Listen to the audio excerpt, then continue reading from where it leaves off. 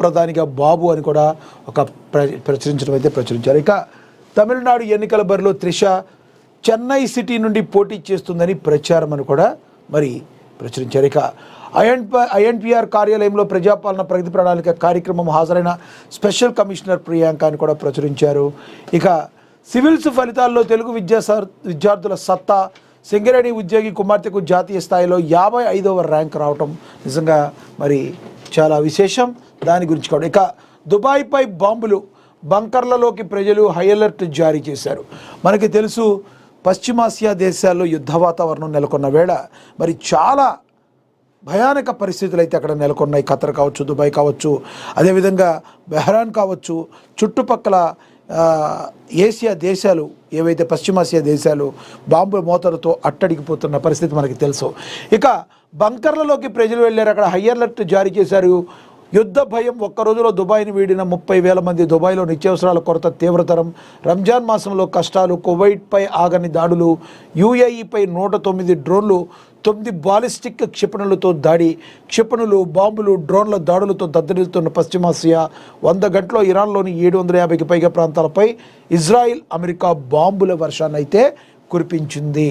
ఇక దుబాయ్ ఇప్పుడు ఇరాన్ దాడులతో షేక్ అవుతుంది.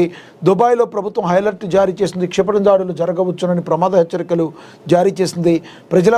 ప్రజలంతా అప్రమత్తంగా ఉండాలని, జనం బంకర్లలో తలదాచుకోవాలని సూచించింది. యూఏఈపై ఇరాన్ విరుచుకుపడుతోంది. 109 డ్రోన్లు, 9 బాలిస్టిక్ క్షిపణులతో దాడి చేయగా దాడులను విజయవంతంగా తిప్పికొట్టినట్లుగా ప్రకటన యూఏఈ రక్షణ మంత్రిత్వ శాఖ ప్రకటించింది. కువైట్పై దాడులు ఆగడం లేదు.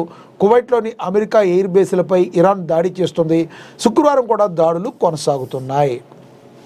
ఇరాన్ మాత్రం ఎక్కడా కూడా తగ్గేదే లేదన్నట్టుగా మరి తన ప్రవర్తన అయితే ఉంది. మరి ఎక్కడ దాకా తీసుకెళ్తుంది ఇరాన్ అనేది మరి ఇరాన్ చేతుల మీద ఉంది. ఇరాన్ అయితే దాడులు అయితే ఆపట్లేదు.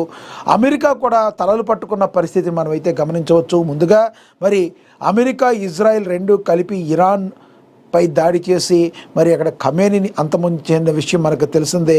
ఇది ఎన్ని రోజులు జరుగుద్దో మరి తెలియదు. కానీ ఏవైతే చుట్టుపక్కల దేశాలు ఉన్నాయి, పశ్చిమాసియా దేశాలన్నిటి మీద ఎయిర్ బేసెస్ అమెరికాకి సంబంధించినవి ఏవి ఉన్నాయో వాటన్నిటి మీద కూడా ఇరాన్ దాడులు చేస్తుంది. మరి బంకర్లలో తలదాచుకోవాలని చెప్పి ఇప్పటికే మరి దుబాయ్ ప్రభుత్వం ఏదైతే ఉందో ప్రజలకి పలు సూచనలు చేసింది. అందరూ కూడా బంకర్లో తలదాచుకోవాలని చెప్పింది. అదేవిధంగా ఏదైతే మరి దాడులు చేస్తుందో ఆ దాడులకి సమర్థవంతంగా తిప్పికొట్టినట్టుగా కూడా మరి చెప్పటం అయితే జరిగింది. ఇంకా ఈ వివరాల్లో కూడా వెళదాం. ఇప్పుడు ఇరాన్ దాడులతో షేక్ అవుతుంది దుబాయ్. ఇప్పుడు ఇరాన్ దాడులతో షేక్ అవుతుంది. దుబాయ్లో ప్రభుత్వం హైలర్ట్ జారీ చేసింది. క్షిపణి దాడులు జరగవచ్చని ప్రమాద హెచ్చరికలు జారీ చేసింది. ప్రజలంతా అప్రమత్తంగా ఉండాలని, జనం బంకర్లలో తలదాచుకోవాలని సూచించింది. యూఏఈపై ఇరాన్ విరుచుకుపడుతుంది. 109 డ్రోన్లు, 9 బాలిస్టిక్ క్షిపణులతో దాడి చేయగా దాడులను విజయవంతంగా తిప్పికొట్టినట్లుగా ప్రకటించింది. యూఏఈ రక్షణ మంత్రిత్వ శాఖ ప్రకటించింది. కువైట్పై దాడులు ఆగడం లేదు. కువైట్లోని అమెరికా ఎయిర్ బేస్లపై ఇరాన్ దాడి చేస్తుంది. శుక్రవారం కూడా దాడులు కొనసాగున్నాయి.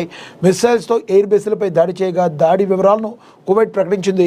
క్షిపణులు, బాంబులు, డ్రోన్లతో పశ్చిమాసియా దద్దరిల్లుతుంది. 100 గంటల్లో ఇరాన్లోని 750కి పైగా ప్రాంతాలపై ఇజ్రాయిల్, అమెరికా బాంబుల వర్షాన్ని కురిపించింది.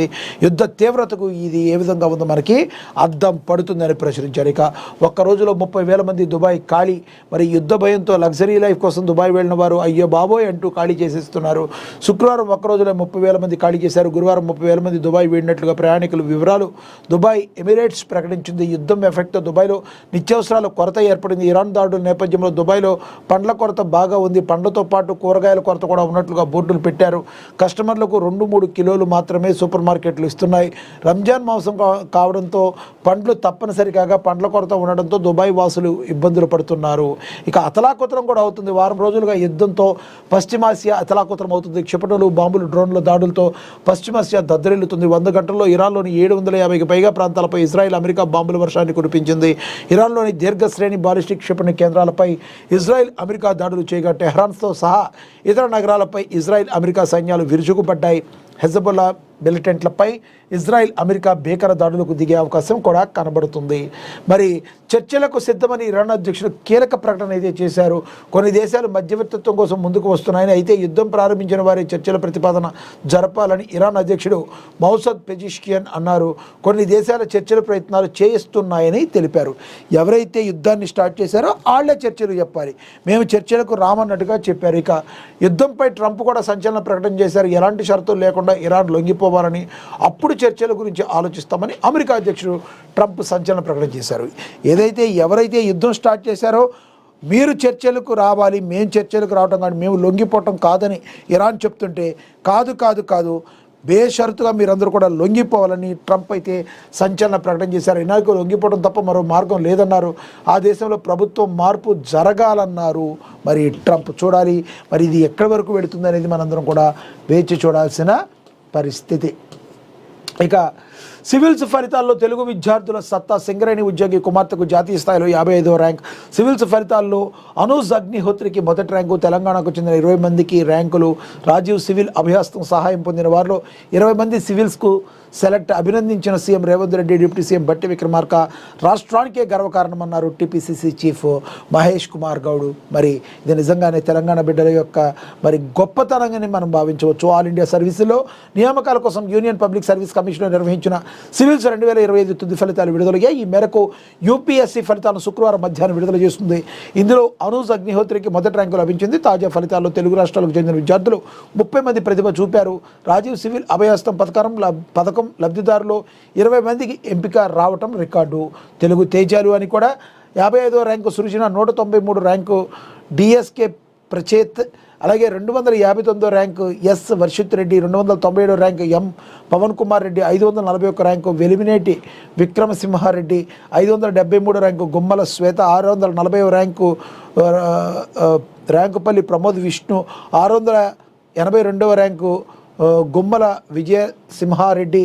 ఇలా టోటల్గా ఎంతోమంది మరి అద్భుతంగా మరి రాజీవ్ అభ్యాస సహాయం అందుకున్న వారిలో 20 మందికి ఎంపికయ్యారు. చాలా అద్భుతంగా ఎంపికయ్యారు. వీళ్ళందరికీ కూడా మరి కంగ్రాచులేషన్స్ చెప్పారు. మరి బట్టి విక్రమార్క కావచ్చు, సీఎం రేవంత్ రెడ్డి కావచ్చు, ఉప ముఖ్యమంత్రి బట్టి విక్రమార్క కావచ్చు, మరి టీపీసీసీ చీఫ్ మహేష్ కుమార్ గౌడ్, వీళ్ళందరికీ కూడా శుభాకాంక్షలు తెలియచేయటం జరిగింది. వీళ్ళందరూ కూడా తెలుగు బిడ్డలు, ఈ రకంగా తెలంగాణ బిడ్డలు మరి అద్భుతంగా రాణించడం మనందరం కూడా హ్యాపీగా ఫీల్ అవ్వాల్సిన అంశం.